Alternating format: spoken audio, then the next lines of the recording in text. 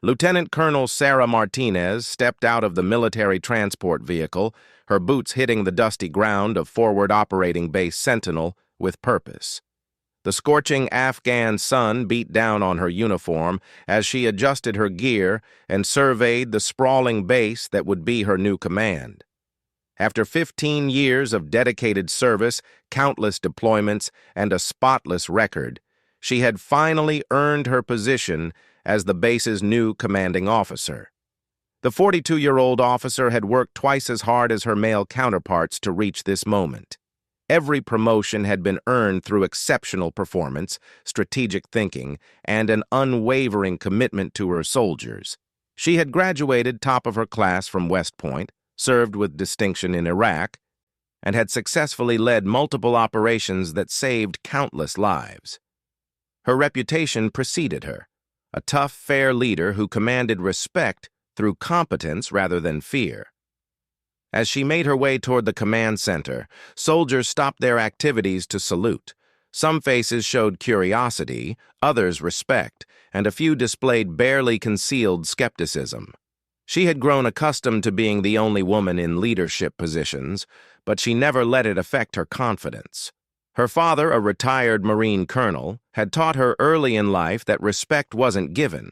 It was earned through actions, not words. The base was a critical strategic location, responsible for coordinating operations across 3 provinces. Intelligence gathering, logistical support, and tactical planning all flowed through this hub. The previous commanding officer had been reassigned after a series of operational failures that had cost lives and compromised missions. Sarah knew she was being brought in to clean house and restore the base to peak effectiveness. Inside the command center, the atmosphere was tense. Officers hunched over maps and computer screens, coordinating with field units and processing intelligence reports. The hum of radio chatter filled the air, punctuated by the occasional urgent call from patrol units requesting support or reporting contact with enemy forces. This was the nerve center of operations, and every decision made here had life or death consequences. Captain Derek Morrison, a weathered veteran with 20 years of service, looked up from his tactical display as Sarah entered. His expression immediately shifted from professional attention to poorly concealed disdain.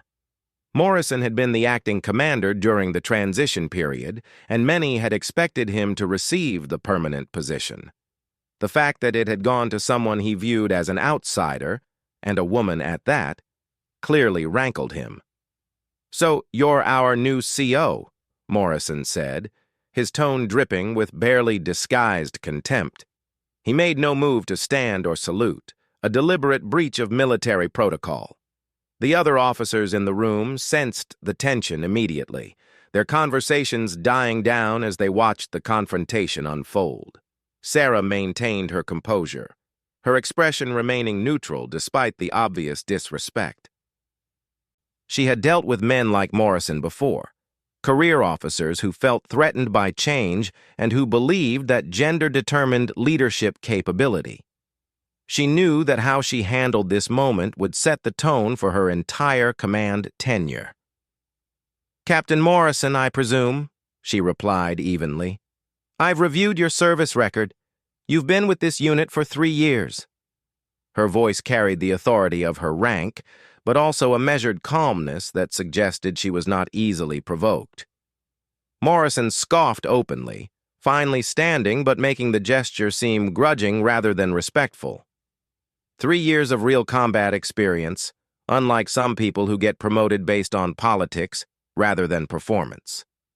His words were carefully chosen to wound while remaining just shy of insubordination. The room fell silent, except for the persistent hum of electronic equipment. Several junior officers shifted uncomfortably, uncertain how to react to this unprecedented display of disrespect toward a superior officer. Some seemed shocked by Morrison's audacity, while others appeared to share his sentiment. Sarah took a step closer to Morrison, her eyes never leaving his face. "Captain, your experience is noted and appreciated. However, I suggest you review the proper protocol for addressing a superior officer. We can discuss your concerns through appropriate channels, but disrespect will not be tolerated in my command." Morrison's face flushed red, but he wasn't finished. "With all due respect, ma'am," he said, his tone making it clear he had little respect to offer, "this base has been running fine without interference from headquarters. The men know me, trust me. They've followed me through firefights and successful missions. Leadership isn't about rank insignia. It's about earning the trust of soldiers who depend on you to keep them alive." The challenge was now explicit. Morrison was questioning not just her authority, but her very right to command. He was betting that the assembled officers would side with him, that they would see her as an interloper imposed by distant bureaucrats who didn't understand battlefield realities. Sarah nodded slowly, processing not just Morrison's words, but the reaction of everyone else in the room.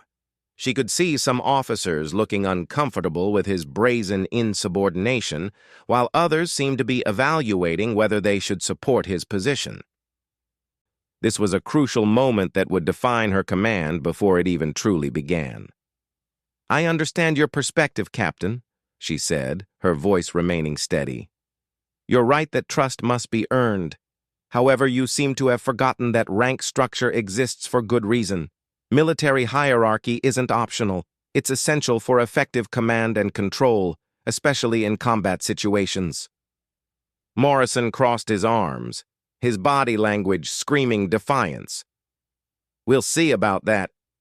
The men in this unit have been through hell together. They know who they can count on when bullets start flying.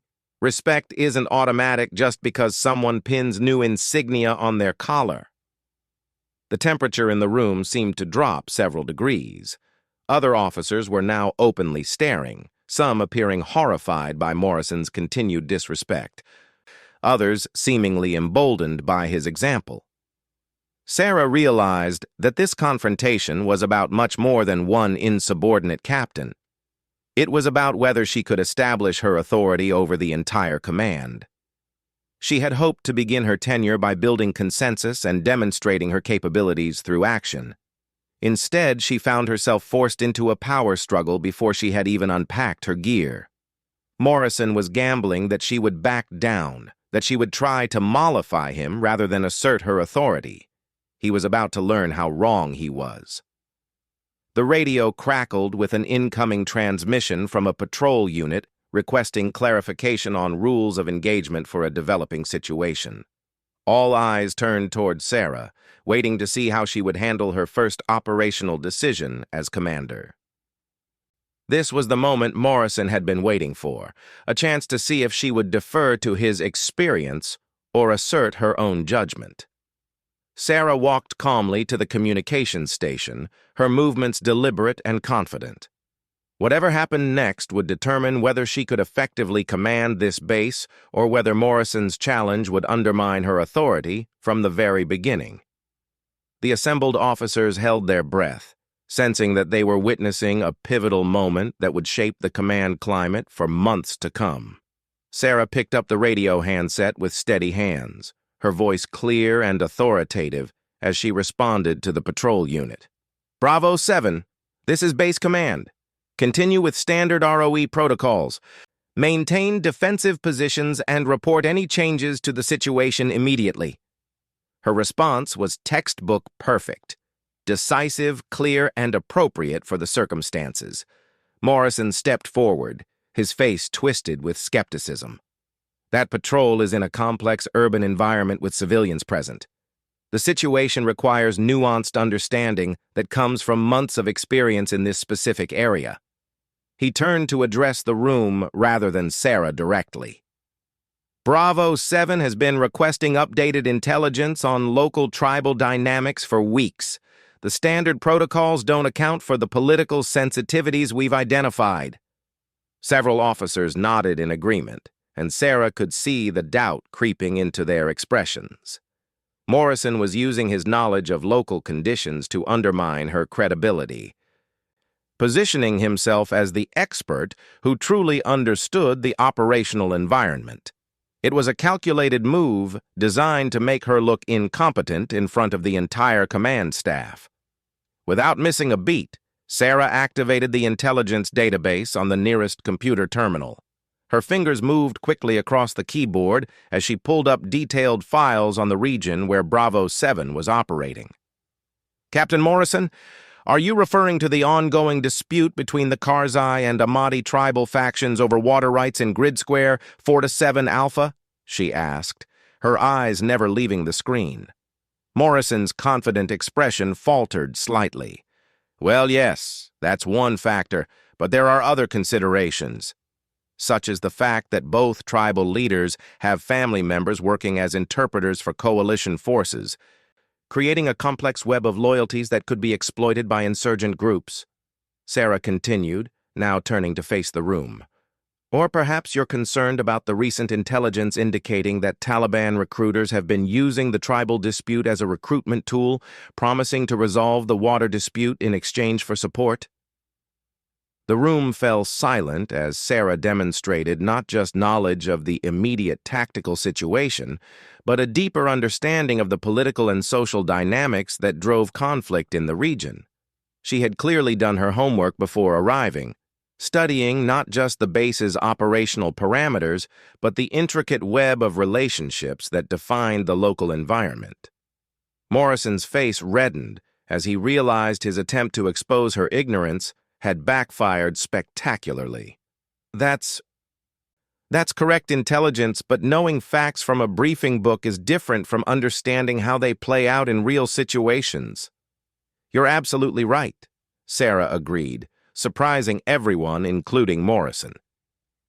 Which is why I spent 2 days at Regional Command, studying after-action reports from every significant engagement in this area over the past 18 months. I also reviewed the personal assessments from every patrol leader who has operated in that grid square. She turned back to the computer and pulled up a detailed tactical map overlaid with intelligence markers. Bravo 7 is currently positioned near the northern well that's been the center of the tribal dispute. Based on recent pattern analysis, insurgent activity increases by 40% in that area during afternoon prayer times, when local foot traffic provides cover for weapons movement. The officers in the room exchanged glances, their skepticism beginning to give way to grudging respect. Sarah had just demonstrated that she possessed not only theoretical knowledge, but the analytical skills to synthesize complex information into actionable intelligence. Morrison, however, wasn't ready to concede defeat. Anyone can memorize reports and statistics. Combat leadership requires split-second decisions under pressure, not academic exercises.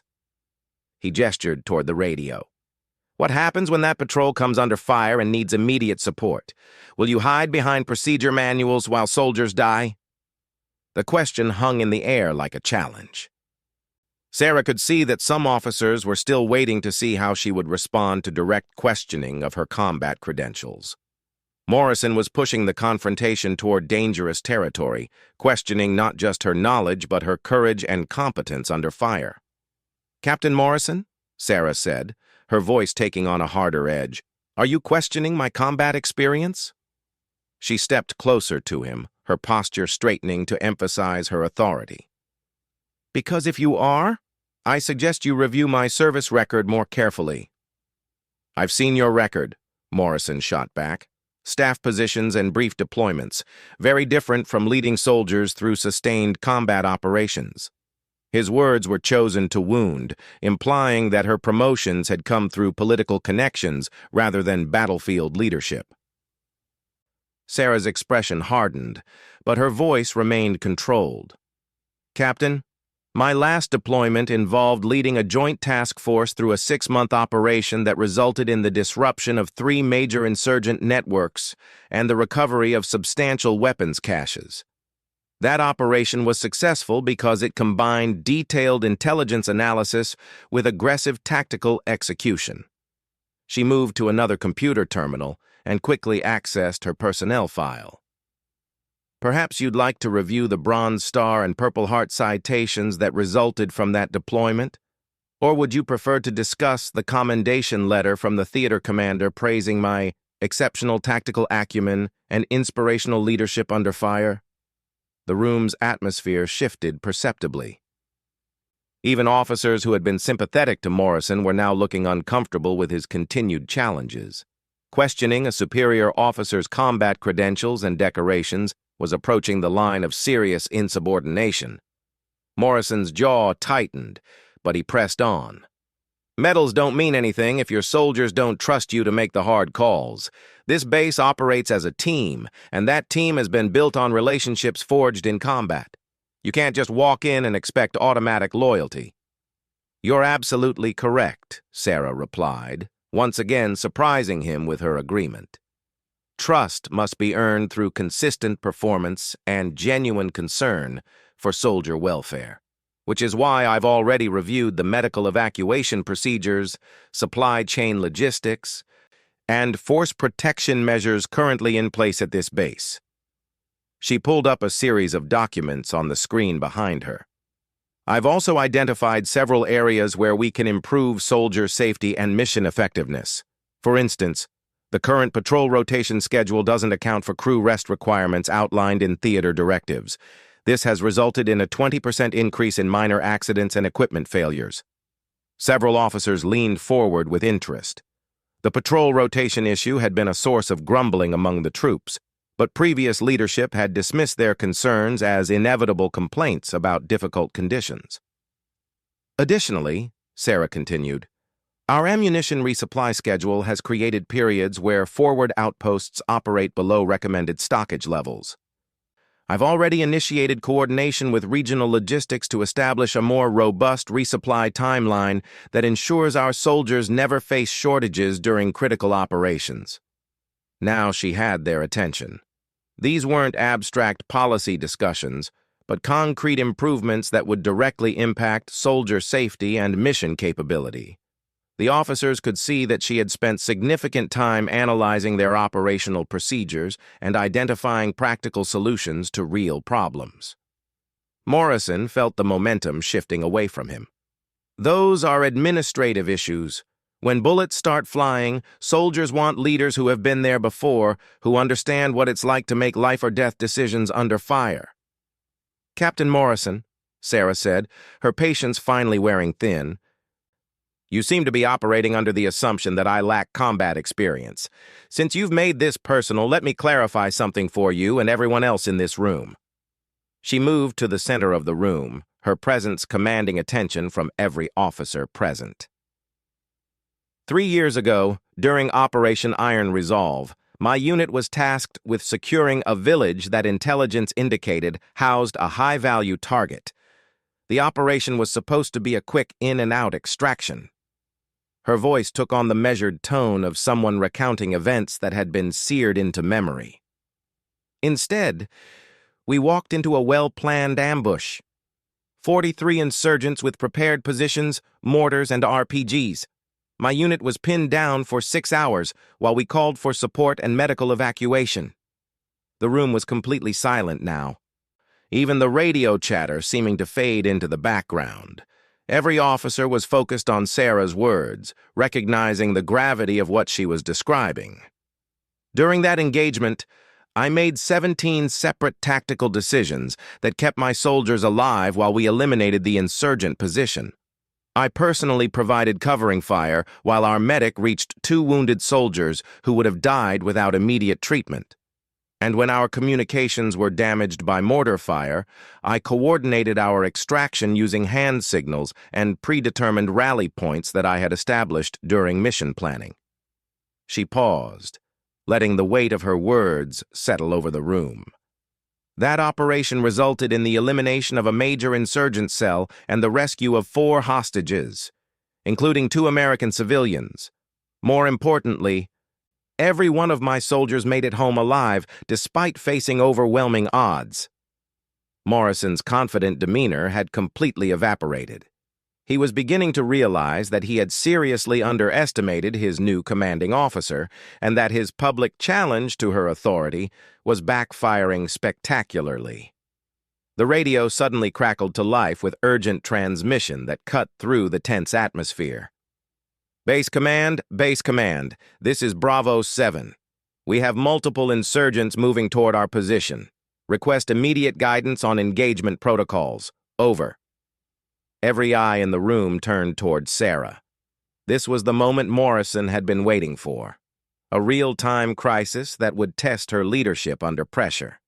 The skeptical officers leaned forward, while others held their breath, waiting to see how their new commander would handle her first emergency. Sarah moved to the communications station without hesitation. Bravo 7, this is Base Command Actual. Provide detailed situation report including enemy strength positions and civilian presence in your area. Over. The patrol leader's voice came through clearly. Base Command, we count approximately 15 insurgents approaching from the east. They're using the market crowd for concealment. We have clear shots, but civilian presence complicates engagement. Requesting permission to engage and guidance on target selection. Over. Morrison stepped forward, his expression eager. This was exactly the scenario he had been describing. A complex situation requiring intimate knowledge of local conditions and split-second decision-making.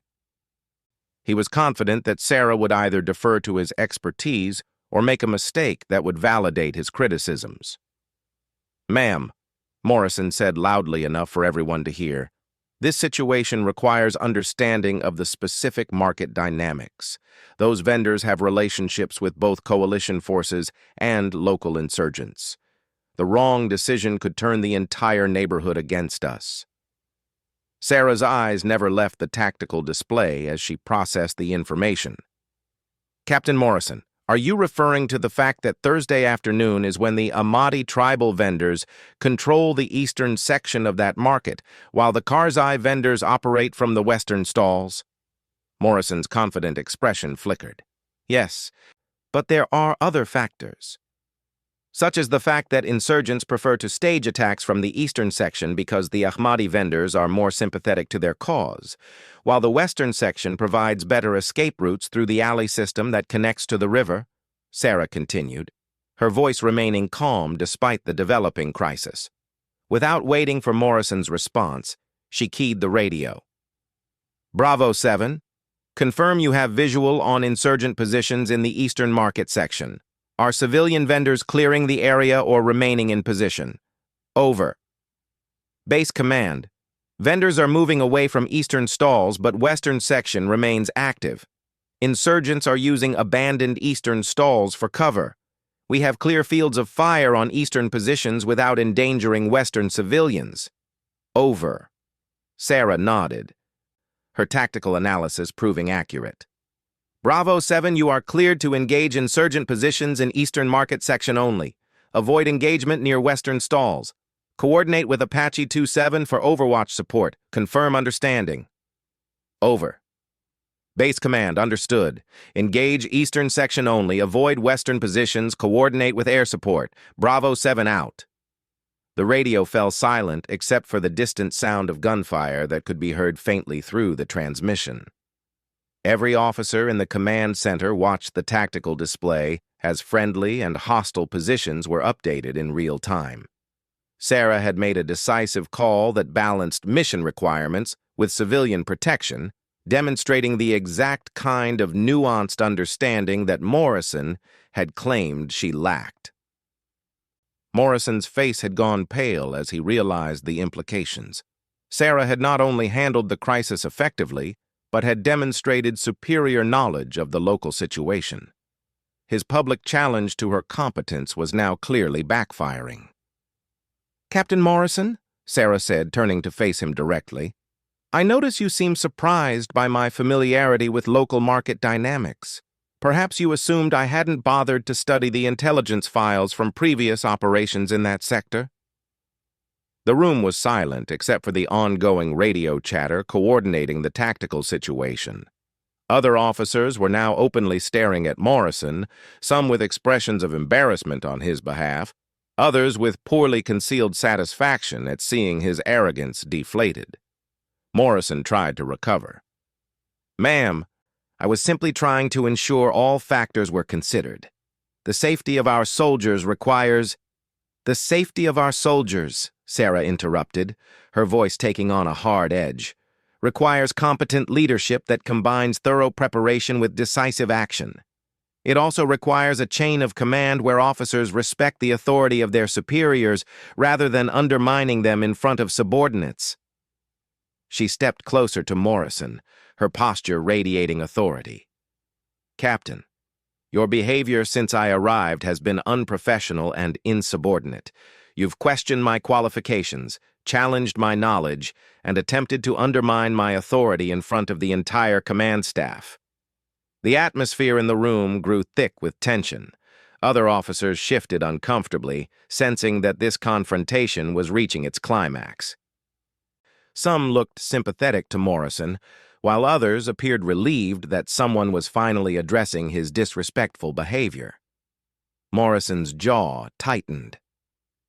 "Ma'am, I was simply expressing legitimate concerns about operational effectiveness. Soldiers' lives depend on competent leadership, and they have a right to know their commanders are qualified." "Soldiers' lives," Sarah replied, her voice rising slightly, "depend on unit cohesion, clear command authority, and officers who understand their place in the military hierarchy. What you've demonstrated today isn't concern for soldier welfare. It's insubordination masquerading as professional judgment."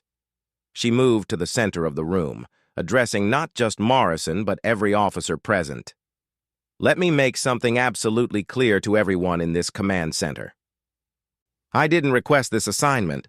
I was selected for it based on my qualifications, experience, and track record.